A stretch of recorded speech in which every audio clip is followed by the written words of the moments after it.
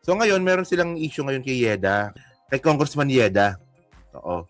Ang issue nila ngayon kay Congressman Yeda, 4 na beses na raw po siyang naging congressman. No, nang sunod-sunod, consecutive. Bawal daw po ito base po sa konstitusyon natin. Di ba meron tayong term limits, di ba? Yung presidente, 1 beses lang. Vice presidente, 2. Di ba? Tama, no? 2 ata vice presidente. Yung senador, 3. 3 ba? 3, di ba? Kasi 18 years eh. Pag senador, 18 years ka pwede maging senador. Pwede ka mag-re-electionist. Ngayon, kapag congressman mga kababayan, 3 consecutive na term ka lang din. Yon. Ngayon, ang reklamo nila ngayon dito kay Yeda, bakit daw naging 4? Bakit daw naging 4? So, 12 years lang ang senador. 3 terms alam ko eh. Alam ko 3 terms eh. Kasi si Kiko Pangilinan, naging senador yan 2002. 6 years. 2 terms lang pala. Okay, 2 na kayo dito. Consecutive limit, 2 terms. Okay. 2 terms lang pala. 2 terms. So, ibig sabihin pala, si Rizal Ontiveros, tapos na yung term. Sa 2028. So ibig sabihin pala, ganun pala. Akala ko 3 term. 2 terms lang pala. Okay. So kaya naman pala, no? Madudulas tayo nito. Kaya naman pala, may mga nagpo-push na Rizal Ontiveros for president. Actually, may nagpo-push na po. Na kumakausap na nga po sa atin. Takero, supportan mo naman kami, Rizal Ontiveros for president. Tatakbong presidente si Riza, may 1 term pa yun. Nakapag-away pa ako nun. Yung pala, 2 term lang pala. 2 term. Yung Congress 3. Mayor 3. Yun. So, you get the point, no? So, ngayon, ang problema ngayon dito, si Yeda daw po, nag-4. Bawal talaga yun, 4. So, explain natin yan kung bakit nangyari yun. So, yan po, nagsimula po yan dito, no? Ito, si Buangson to, no? Ang kapal na mukha mo, Yeda Romualdez. No? Si Buangson po yan. Ang alam ko makapal lang mukha mga kababayan, no? Yung masyadong entitled. Yung sisigaw-sigaw ka sa mall, yung sisigaw-sigaw ka dyan sa airport, ayun ang alam ko makapal lang mukha. Para si Juanson. Di ba? Yan, no? Ganda ni Yeda, no? So ngayon, ito galing itong Peanut Gallery, eh. Ito, panoorin natin ito. Baka makapirate tayo, eh. Nakakapirate yung gago na yan, eh. Dita natin. So ito, tinan nyo ito, Institution tasked to guard our democracy is not immune from political gamesmanship. Comelec, welcome to the show. If there is one place in this country where politics should never dictate decisions, dito yan sa Comelec. But we all know that that's not how things actually work because the office allows itself to be used. Nagpapagamit kasi kayo. I'm sure you have all heard of the beautiful success story of the equally beautiful wife of the best and the most honest House Speaker ever, Martin Romualdez, Tingog Congresswoman Yeda Romualdez, who is now serving her 4th term in Congress. How Sino ba writer nito? Mukhang alam nyo, itong babae ito, mukhang walang alam to eh. Sa Peanut Gallery po ito. Hindi ko to eh. Feeling neutral, pero ang totoo talaga, DDS to mga hayop na to. Issue to ngayon kay Yeda Romualdez eh. So, pabayan nyo yung babae na yan kung sino man yan. Doon po tayo sa issue, no, na 4 na term na raw si Yeda Romualdez. No? So, pag-usapan natin yan, no? How the fuck did that happen? In 2016, she served her first term as Congresswoman representing the 1st District of Leyte. 2019 and 2022, she was the first nominee of Tingog Party List. And in the recent elections, she was the party list's 6th nominee. Nakakuha ng Hindi lang mukhang walang alam. Talagang walang alam. 3 seats sa Kongreso ang Tingog. Ano nangyari? Ang 3rd nominee na si Marie Josephine Diana Calatrava, kapatid ni Yeda, nag-resign. Ang fourth nominee ng party list na si Alexis Yu also resigned, and Paul Moncada, the fifth nominee, was elected Vice President for Internal Affairs, so he had to resign too, which left Yeda Maria Romualdez to take the third seat, and now she joins her husband, First Leyte District Representative Martin Romualdez, and their son, Andrew Julian Romualdez, Tingog Party List's first nominee. Article 6, Section 7 Ayan yan na. Ito. Meron siyang ginamit dito eh. Sige ito. Puntahan natin yan ha.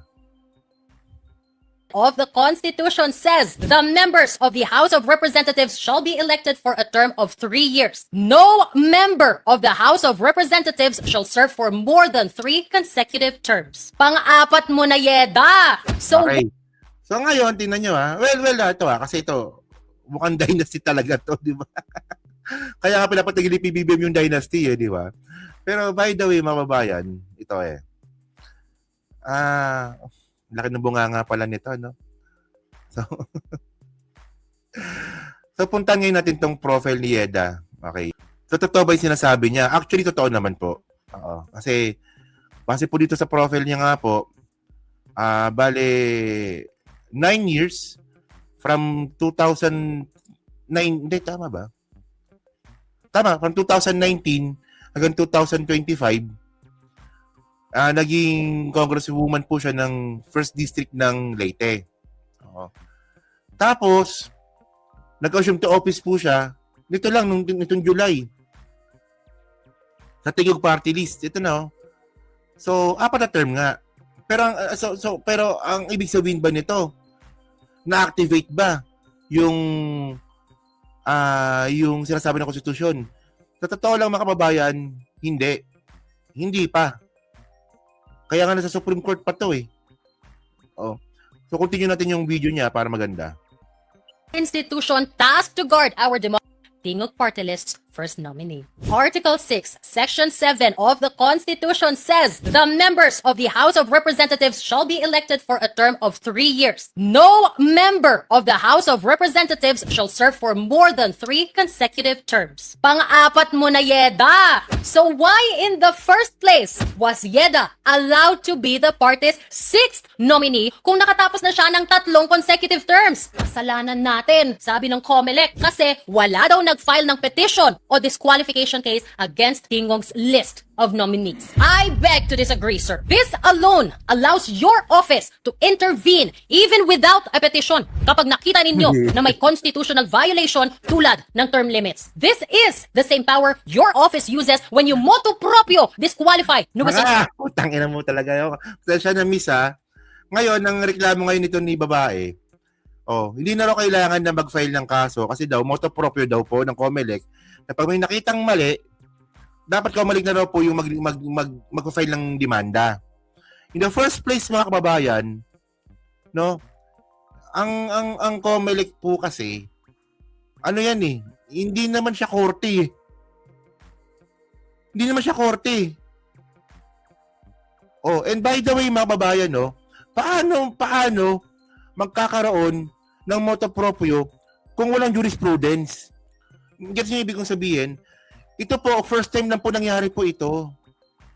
Kasi ito, mukhang naintindihan niya naman yung ibig niya sabihin eh. Sige, continue natin na, sige. Na may constitutional violation tulad ng term limits. This is the same power your office uses when you motu proprio disqualify nuisance candidates, when you cancel candidates' COCs, when you delist party lists, when you disqualify nominees for lack of sectoral. Itong mga to kasi may jurisprudence kasi ito. Pag sila po nag-disqualified sila ng party list, kasi po may ganyang kaso na po kasi dati. Di ba? Ngayon, kapag nagdi-disqualified po sila ng mga kandidato, may jurisprudence rin po kasi nung kasi nga po, meron na po silang pagkakataon na nag-disqualified sila dati. Ngayon, dito po sa kaso nga po ni Yeda, ang may hawak dito Supreme Court, hindi na po COMELEC. Ngayon, kung sasabihin niyo pa nga sa akin na tama ba yung ginawa ni Yeda? Well, kung isipin natin, mukhang nagamit yung lapses. 'Di ba? Mukhang may butas yung batas at ay naginamit nila. Pero mga kababayan, mukhang mali po ata na ituro dito yung COMELEC. Kasi in the first place, wala pong ganun nangyayari pa. Ngayon lang nangyari ito. Kung may nangyari na ng ganito dati pa, So doon mo pwedeng magmotopropyo. Paano ka magmamotopropyo kung wala kang naging basihan dati? Nakuha niyo yung point ko? Kasi ito pakita ko explanation ng COMELEC dito eh. May explanation yung COMELEC dito eh. Is chairman, yung pong ika-anim na nominee ay nanungkulan bilang regular district representative from 2016 to 2019. And then, siya po ay naging party list representative ng 2019 to 2022 and 2022 to 2025. So that is 3 consecutive terms po bilang miyembro ng House of Representatives. The Constitution says under Article 6 and Section 7, na no member of the House of Representatives shall serve for more than 3 consecutive term. Chairman, how do we construe that provision po vis-a-vis itong medyo novel situation na merong uupo ng pang-apat na consecutive term, Chairman? Napakaganda pong issue yan actually talaga, Sir Ted. Una, para sa kaalaman ng lahat, wala pa pong desisyon ng Korte Suprema tungkol sa bagay na yan doon sa issue. Yung gray area po yan eh. Ano ibig sabihin ng gray area? At hindi po ang COMELEC ang magre-resolve at nag-resolve sapagkat as far as we're concerned, so long as walang nag-file ng petition, question, opposition patungkol sa napakagandang issue na yan, hindi po namin pwedeng i-resolve yun, Sir Ted. Sapagkat... diba? Ito yung problema ng COMELEC ngayon. Paano nila re-resolvahan yung kaso na yan ni Yeda kung hindi pa po ito nangyayari dati? Actually, merong medyo malapit dito eh. Yung nangyari sa sa mayor ng mayor si Booking ano ba 'yon? Mamaya papakita ko mamaya So, ayun yung problema ng COMELEC. Hindi sila makapag-decide dito kasi wala silang basihan. Kasi ngayon na nangyari ito. So ngayon, ang kailangan dito may mag-file ng petition sa Supreme Court para ito nga po madesisyonan. Hindi po ministerial ang duty ng COMELEC kapag ganyang mga issue. At saan po kinakailangan may mag-file ng petition. Ngayon po. Yan di ba? In short, wala pang president for now. Di ba? Pwede may makinig ka muna kasi. Ito tanga din to ng comment na to eh. Paano ka makakapag-decide kung hindi pa nga nangyari dati? Sige nga. Explain mo nga yun. Mas mukha kang gago, tarantado ka pala eh. Ito, in-explain nga natin eh. Di ba? Kung meron na ang ganito nangyari dati, ang dali na po sa COMELEC nito na desisyonan ito. Yun nga lang, ngayon lang nangyari ito. So ano yung magiging basihan ng COMELEC? Ayun ba mayroon ba intindihin yun? Kung di mo naintindihan itong sinasabi ko, panoorin mo ulit. Hindi ko naman kinakampi yun, di ba? Sabi ko nga kanina, mukhang nahanapan ng butas. At ginamit yung butas na yun. Pagkampi ba yun? Ano ba, DDS ka ba? Tanga-tanga ka rin eh, no? Ano akala nyo kasi dito? Tandaan nyo, meron tayong tinatawag na rule of law. Hindi pwedeng bara-bara dito. Nung panahon hindi ko pwede yan, yung bara-bara. Ngayon nga mga kababayan, sige, admitted, sige. Aminin natin na talagang sumobra talaga sa term. Naka-4 na term. Ang tanong dito, first time na po nangyari po ito na kailan ba ma-activate yung term limits? Kapag same district ba? Lumipat sa party list? O tuloy-tuloy ba ito? Nakuha niyo yung point? Kasi ang nangyari dito kay Yeda, yung unang 3 niya, congressman siya ng Leyte. Yung pang-4 na term niya, congressman na po siya na party list. So ano ba? Nag-activate na ba dito yung sinasabing 4 consecutive terms or 3 consecutive terms? Nag-activate na ba dito? O back to 0 tayo? Yan ang problema sa iyo eh. Yung kinakampihan ko ba?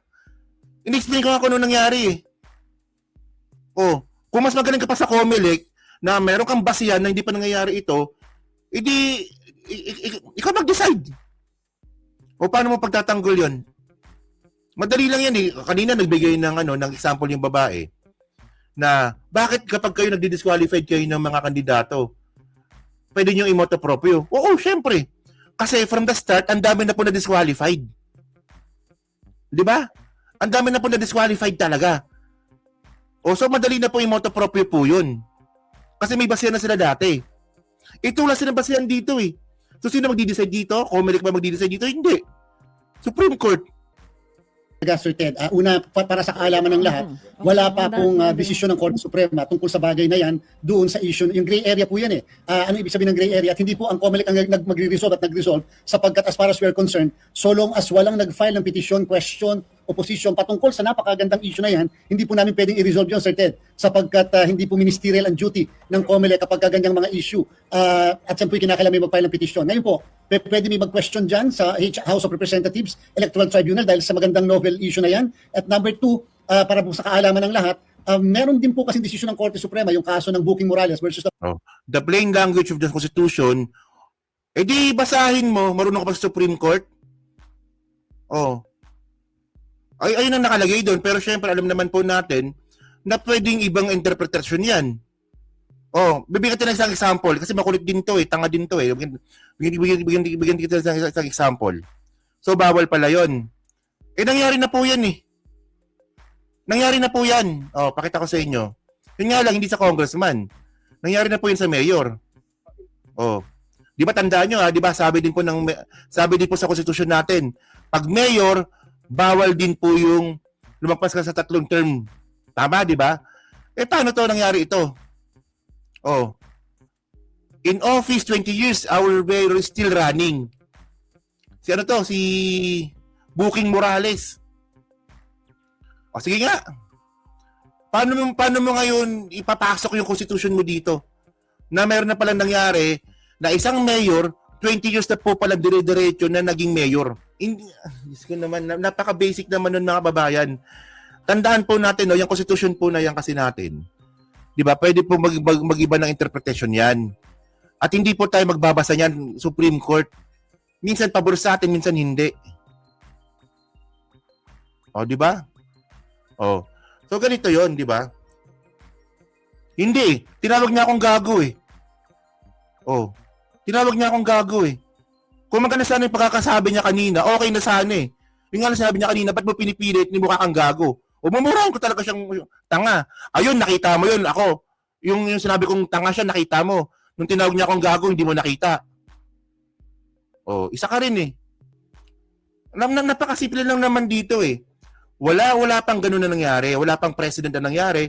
Wala pang jurisprudence na nangyari. Ngayon, kung ang sabi nga ng tanga-tanga na yan kanina, na ang nakalagay sa konstitusyon, dapat 3 terms lang, nangyari na nga ito. Nangyari na nga ito. In office, 20 years is our mayor is still running. Ito, nangyari na to bumalik ka doon sa comment mo, tanga. Ikaw ay sabi ng gago kanina sa akin. Di ba? Ikaw ay may sabi ng gago kanina sa akin Pwede mo namang sabihin kanina, takero mo ka, mali ka naman ata sa sinasabi mo. Okay lang yan Pero sabihin mo kung gago dyan sa channel ko, tanga-tanga mo. Magreklamo ka ngayon. Ngayon, sige, explain mo nga to. Sige, explain mo to. Kung sinasabi mo na ang linaw naman sa konstitusyon na dapat 3 consecutive terms lang, bakit nangyari sa mayor? Umabot ng 20 years. So ilang terms yan? 3, 6, 9, 12, 15, 18. Anim na term. Bakit 6 na term? Paano mo hindi dito papasok pag sinabi mo na porket na nakalagay sa konstitusyon masusunod na. Ito nga 20 years na nangyari Yan ang ano diyan, yan ang problema diyan. Kung nuno ka sa konstitusyon, buti sana kung wala nangyari na nga ito. So ito kwento ko sa inyo paano ba nangyari ito? So nakalagay yan dito Nakalagay yan dito. Sabi dito. Tingnan niyo After 3 terms, Booking ran anew for mayor in 2004. And what could have been his 4th term? So naka 4th term po siya. He took advantage of a commission on election ruling rendered rather than belatedly that his opponent was the true winner in the previous 2001 election. So nangyari dito mga kababayan kasi hindi ko alam paano nangyari ito. Nakatakbo siya ng pang-4 na term. Tapos nanalo pa siya. Ngayon, nung pinigilan siya ngayon, nagreklamo siya sa COMELEC, pero habang nagreklamo siya sa COMELEC, natalo siya. Yun nga lang, inabot ng 3 years. So nakatakbo siya ulit kasi sabi niya, hindi, back to zero ako. Sige, basahin natin to. Yung katwiran mo, katwiran ng nagpapalusot. Hindi lahat na nangyayari ay tama. Kaya nga tayo nagkakagulo ang saligang batas at binabaluktot.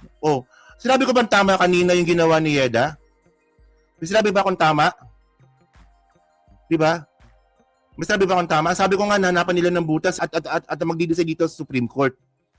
Huwag mong ibahin yung sinasabi mo. Iba yung sinabi mo kanina. Ang sabi mo kanina, di ba, pag mali, yung baluktot, tinidiretso ko. Parang ganun sinabi mo kanina eh. Ngayon, iba na. Huwag mong ibahin. Iniiba mo eh. Iniiba mo eh. Huwag mong ibahin. Basta walang mura. Siya naman una nagmura eh. Huwag mo ko pinagsasabihan dito. Siya yung una nagmura. Siya yung tumawag sa akin gago. Hindi gago ka rin pala. Yung sinabi niya sa akin kanina, hindi mo nakita. Nung tinawag ko siyang tanga, nakita mo. Hindi gago ka rin. Pagsabihan mo yung isa, wag ako. So ngayon, iba na yung sinasabi niya ngayon. Ang sabi niya kanina, pag nakasulat sa konstitusyon, dapat sundin. Paano nangyari na nga ito? Yung mayor na nga, 20 years na naging mayor. So ibig sabihin nun, nahanapan na naman ng butas. At di ko sinabi dito kanina na tama yung ginawa ni Yeda. Hindi ko rin at hindi ko rin sinabi kanina na yung sinabi ng babae kanina dito sa video na to, mali rin kasi siya doon. Mali rin siya doon kasi nga paano mo ma-activate yung motu proprio kung wala kang jurisprudence at wala kang president. So gets na. Kaya ngayon mga kababayan, no. So balikan natin tong ni George Garcia, tong palusot niya dito. Chairman, yung pong ika-6 na nominee ay nanungkulan bilang regular district representative from 2016 to 2019. And then, siya po ay naging party list na yan. At number 2, para po sa kaalaman ng lahat, meron din po kasi desisyon ng Korte Suprema, yung kaso ng Booking Morales versus the COMELEC, na kung saan Sir Ted sinasabi, para pumasok ang 3 consecutive term, ay hindi lamang So sasagot pa talaga ito. Naintindihan mo ba sinasabi ko? Sige, ang motu proprio Takero ay akusang ang COMELEC ang mag-imbestiga. Paano kung mag-imbestiga yung COMELEC kung wala nga silang basihan dati?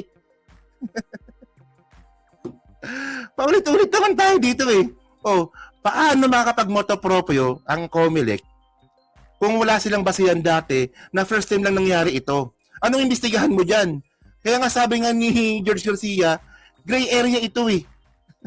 Ang basihan Takerong batas. Kaya nga pinag-uusapan na sa Supreme Court eh. Di ba? Ano bang mahirap intindihin doon sa totoo lang? Di ba? Ngayon, ang pinag-uusapan ngayon dito, yung 3 consecutive na nakalagay sa konstitusyon, ayan ba? Okay. Yung 3 consecutive na yan, mga kababayan, ano ba yan? Ma-activate ba yan? Kapag ito ba ay lumipat ka bilang isang congressman sa bilang party list from the district? Ayun ba? So, sino magdi-decide doon? Ikaw? Hindi Supreme Court? Naintindihan niyo ba yung nangyari kay Yeda? Ang nangyari kay Yeda, mga kababayan, yung first 3 niya, congressman po siya ng Leyte. Yun. Swak yun. Ang problema, yung pang-apat niya, naging congressman na po siya ng party list. Ngayon, ang magdi-decide ngayon dito, ang tanong ngayon dito, ano ba, nag-continue ba yung 3 consecutive na term? Naging 4 ba yan? Nung lumipat ba siya na pagiging party list from the provincial? Sino magdi-decide yan? Ikaw? Hindi Supreme Court? Ha? Huwag nga ano bang meron intindihin doon? Hindi, ito. Ilan tayo? 527 tayo. Mahirap ba intindihin yun? Di ba? Ako, sinasabi ko naman kanina, na yun, mukhang may butas talaga. Nabutasan talaga. Pero syempre, magdi-decide niyan, magdi-decide ba niyan, ikaw? Kaya nga dinan ito sa sa Supreme Court eh. Ngayon sabihin na natin, sige, tayo. Hindi natin talaga maiwasan na isipin na teka lang, mukhang sobra naman ata yun. Di ba? Teka lang, mukhang sobra naman ata yun na nakatatlo ka na eh, bakit nakapang-4 ka na? Di ba? Hindi natin maiwasan talaga yun. Normal po na isipin ng taong bayan yun. Pero ngayon, syempre nga dito, may butas nga po yung batas. Oh, ngayon, ang pinag-uusapan ngayon natin dito, ma-activate ba yung sinasabing 3 term, no, kapag ikaw ba'y lumipat from the provincial to party list? Tulad na pa ng ginawa ng ni Yeda. Oh. So ngayon, sinong mag-ano dito? Kasi nakalagay dito consecutive eh. Kung sa pag lumipat ka ba, ano consecutive pa na may tuturing yon? Di ba pag sinabi ko mo kasing consecutive, pare-parehas yun. Di ba? Eh yun nga lang, congressman ka pa rin, pero iba na. Party list yan naman. Oh. So ngayon, na magdi-decide yan mga kababayan, hindi ikaw, hindi rin ako. Oh. Supreme Court magdi-decide nun. Oh. Eh ang problema dito, baka mamaya, matulad na naman to sa nangyari kay Booking Morales. Natapos na yung term saka na desisyonan. Oh.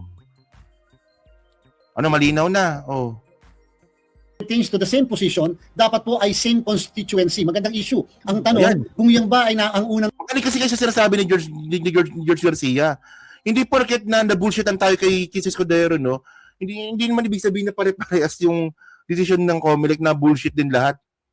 O, tingnan nyo to. representatives, electoral tribunal dahil sa magandang novel issue na yan. At number 2, para po sa kaalaman ng lahat, meron din po kasing desisyon ng Korte Suprema, yung kaso ng Booking Morales versus the COMELEC, na kung saan Sir Ted sinasabi, para pumasok ang 3 consecutive term, ay hindi lamang it pertains to the same position, dapat po ay same constituency. Magandang issue. Ang tanong, kung yan ba ay ang unang termino ay sa mismong distrito, pagkatapos 2 termino ay sa party list, yan ba ay 3 consecutive term o yan ba ay interrupted na 3 consecutive term? So yung po yung isang maganda dyan po, hindi lang po umabot sa amin, Sir Ted, yung legal issue na yan, sapagkat wala pong nag-question tungkol sa bagay na yan. Is the Booking Morales mayoralty issue in the Constitution or COMELEC rules lang po?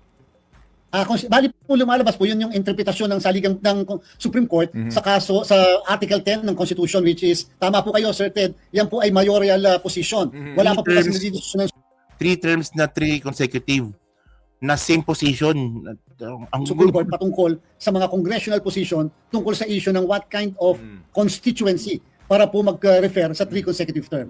Okay, so meaning po, Chairman, kayo po sa COMELEC, nung na-publish ito, naghain sila ho ng listahan ng mga nominees, purely ministerial lang po naging function po ng commission dito, kaya po wala na ho sa inyo, among you members of the commission, nag-discuss dito at nag-usap-usap tungkol po dito sa qualification po ng kanilang 6 nominee.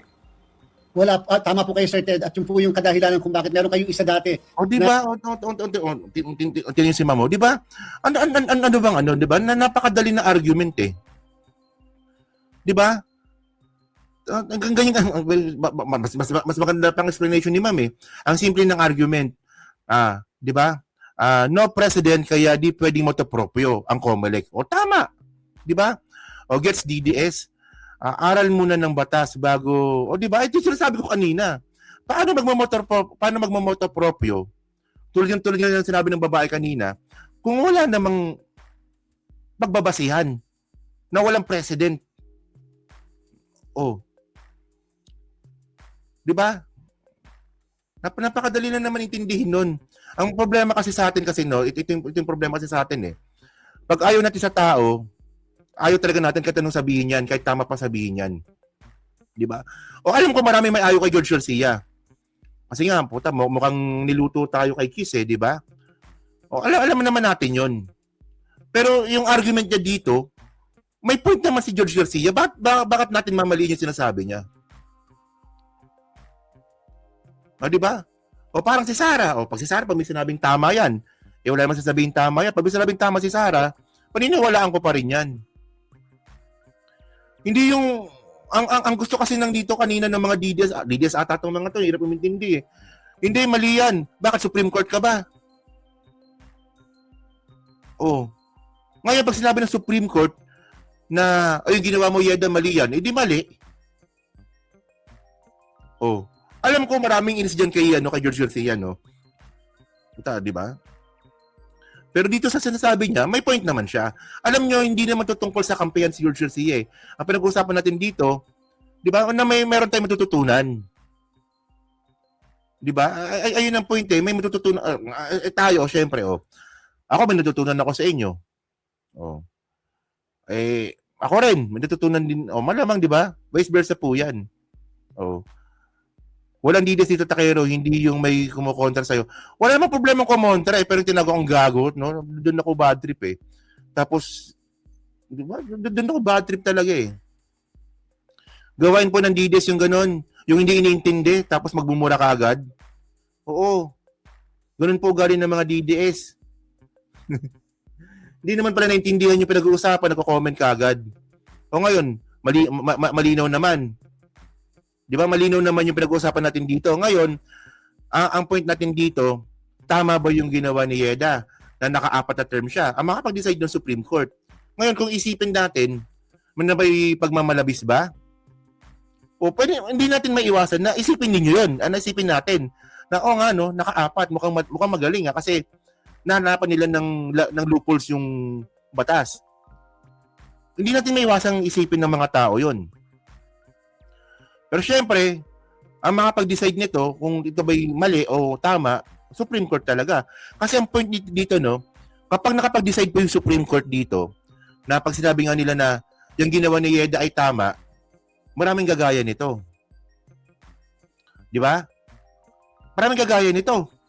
Pag sinabi ng Supreme Court ito sinabi ng Supreme Court na itong ginawa ni Yeda na from congressman from Leyte o from province, lumipat sa party list pang-6 na nominee, nag-resign lahat, na-appoint yung iba, so siya na yung first nominee.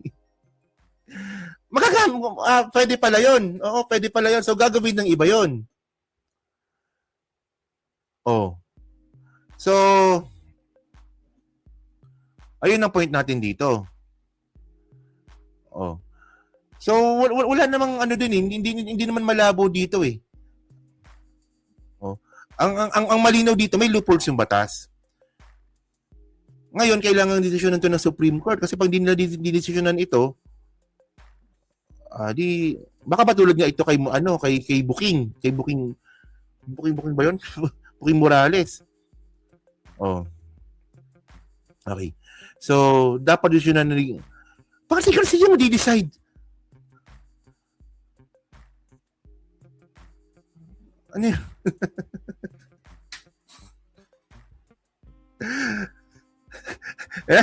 Di na kita papansinin po. Bakit siya mag-decide? The topic is compelling and the questions posed through provoking, however, the messenger faced. Natawa naman ako dito. Tingnan ninyo sa dami kong sinabi dito.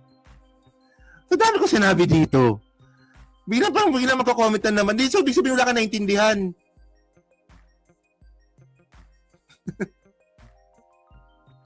Ang bago ng Supreme Court, si George Garcia magdi-decide. Alam nyo, ganyan po yung DDS mga kababayan, sa totoo lang. Yung hindi po alam yung due process, yung hindi po alam yung rule of law, kung ano yung gusto lang nilang isipin, yung nasasabihin nila. Di ba, alam ko ikaw malamang follower kita, no? Pero, Diyos ko naman, si Ma'am Rochelle nga naintindihan eh. No? Ewan ko ba, baka ginugulo lang ata ako nito, parang natangahan na ata ako lalo dun ha. Parang natangahan nata lalo ako dun. Puta sa dami kong in-explain no na no puta na yan. Bilang ang ending no, parang ang ending wala ka naintindihan. Grabe na. Huwag na pa to. Nga, kaya nga, mukhang tanga lang. Hindi, ito last na lang to, no? O 500 naman tayo. Alam ko, medyo nainis lang ako ng konti, no? Pero malinaw naman, di ba? Malinaw naman yung point natin, di ba? Di ba? Oh. Kaya, block na lang kita. Baka nang ina ka. Bawalin ng gugulo dito. Ako minsan lang ako mag-block, pero, banan natin yan, no? Alam nyo kasi 'di ba? Alam nyo naman yung alam nyo naman yung advocacy natin, 'di ba? Tayo po dito dapat po tayo dito natututo ako sa inyo, natututo rin kayo sa akin. 'Di ba? Pero pag ganyan nagbubulsitan lang tayo, 'di ba? Parang ang pangit naman 'yan. Di ba? Parang natangahan lang ako lalo, di ba? Siya yung nagreklamo kanina na Takera, huwag ka magmumura. Oh. Di ba? Kaya, yan ko ba? Yan. So, yun. Medyo na-triggered ka, tax, relax lang ako. Kaya nga, pasensya na po, no? Kulit kasi, hindi kasi na ano ako no? Nainis ako. Nasabihin ako dati ni Mike, ay, Mike, hindi, sa totoo lang. Nasabihan talaga ako ni Mike Uy, Takero, wag kang patola. Pero,